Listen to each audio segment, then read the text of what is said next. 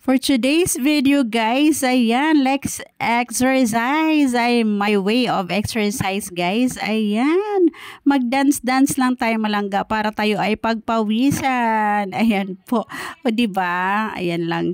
Ayan lang guys, yung gawin nyo everyday. Talagang mag-shape yung body nyo guys. Tsaka pagpawisan kayo ng husto. Ayan po. Ayan guys, para ma-maintain po natin yung ating kagandahan ng ating katawan. Ayan, shake lang.